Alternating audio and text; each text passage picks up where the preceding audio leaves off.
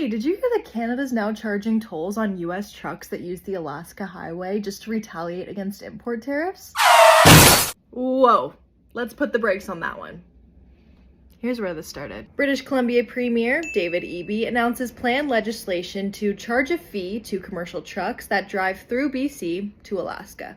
Now, he makes clear that this would be a potential fee, a tool in the toolbox, as politicians like to say, and not something actually in effect. It will not be implemented immediately, but we will have it available if it's required. Pretty clear, right? Until on the same day, CTV News posts to X, BC to levy tolls on US trucks traveling to Alaska.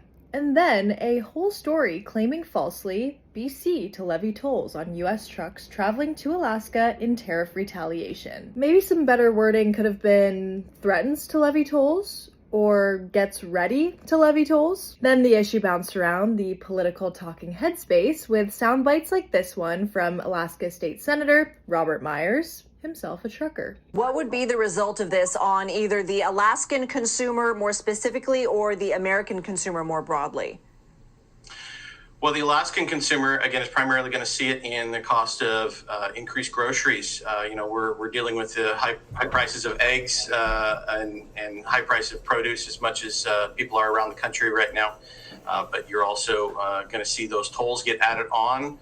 And maybe, depending on how the economics work out, maybe we're going to see less variety in the stores potentially. Then about a week ago, this hit social media. Canada has turned the only road connecting the continental U.S. to Alaska into a toll road. That's right. Every American truck carrying food, fuel, and supplies to Alaska now has to pay a 25% surcharge. It's like an economic border wall, except this time, America is the one on the outside looking in. Thanks, disembodied voice.